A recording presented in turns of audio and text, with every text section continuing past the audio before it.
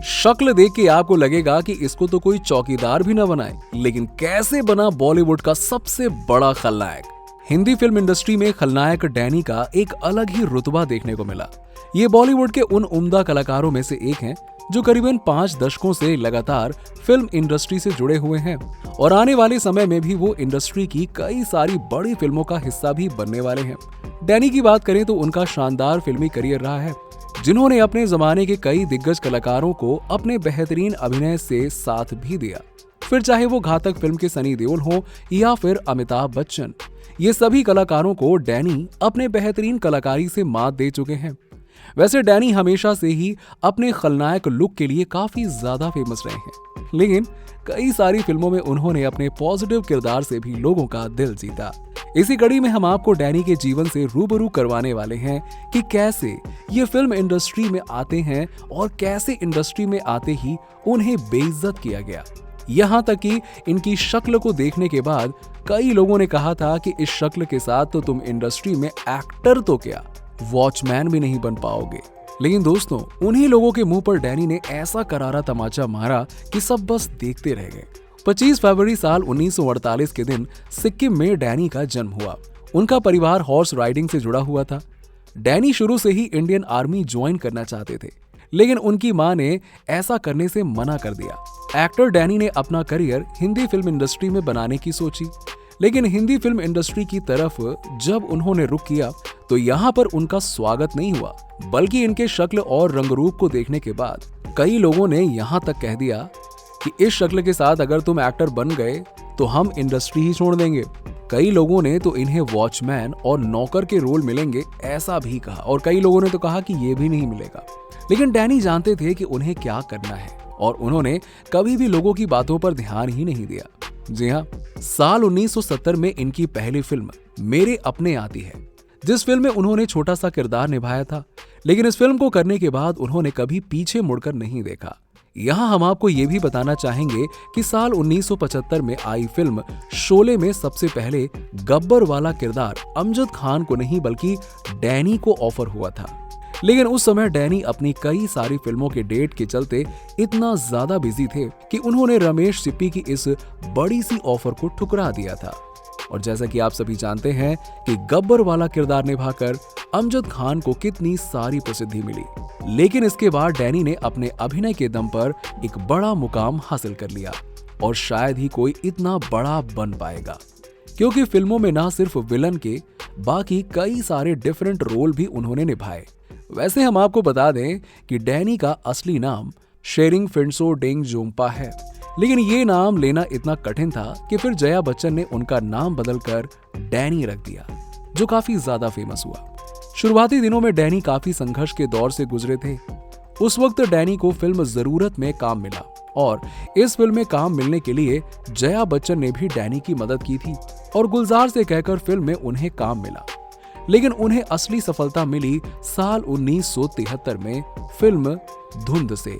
इस फिल्म को करने के बाद आने वाले समय में डैनी और भी कई सारी बड़ी फिल्मों का हिस्सा बने।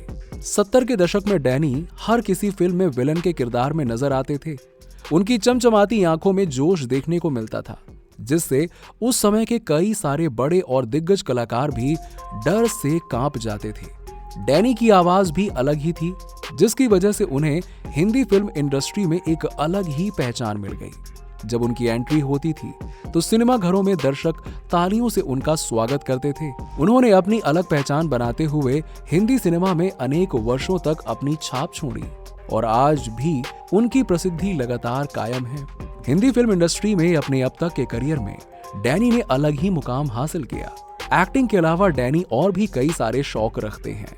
वो टेबल टेनिस के बहुत अच्छे खिलाड़ी हैं और फिल्मों से फुर्सत मिलते ही डैनी अपने करीबी और सबसे अच्छे दोस्त अमिताभ बच्चन के साथ टेनिस भी खेला करते थे।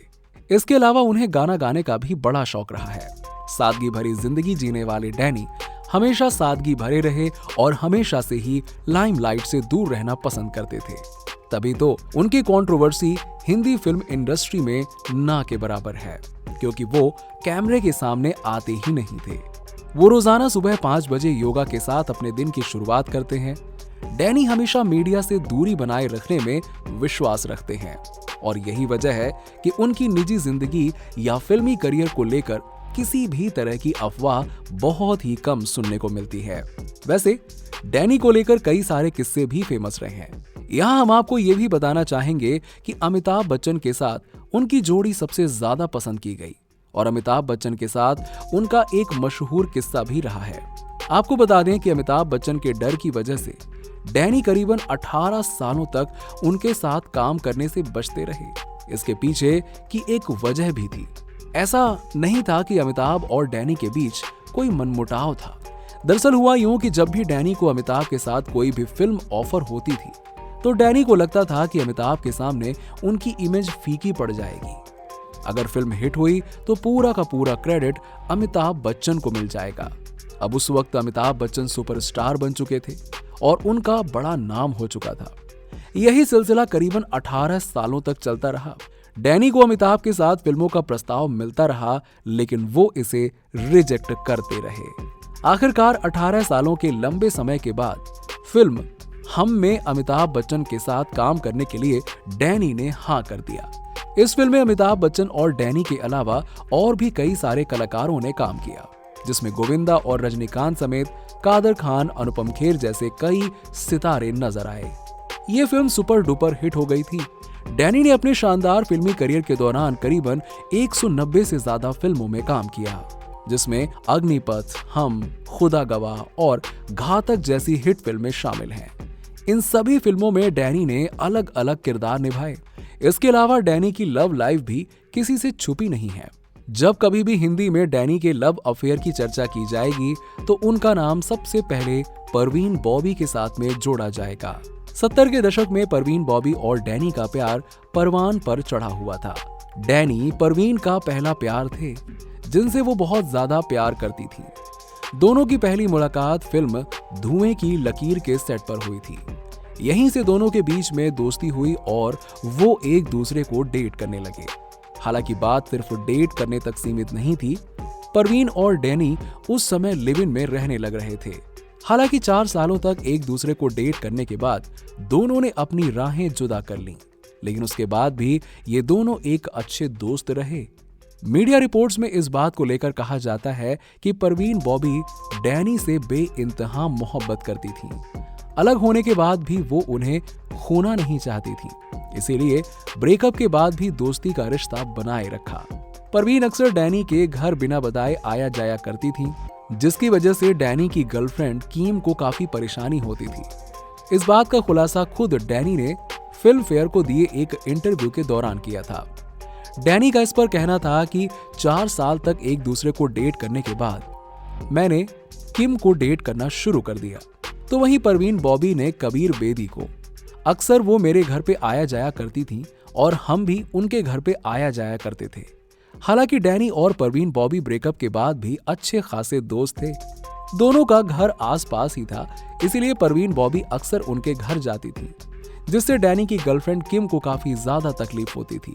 तो वहीं दूसरी ओर डैनी ने अपने एक पुराने इंटरव्यू में बताया कि परवीन बॉबी उनसे बहुत प्यार करती थी और वो उनसे बहुत करीब भी थी। वो किसी भी कीमत पर उन्हें छोड़ना नहीं चाहती थी।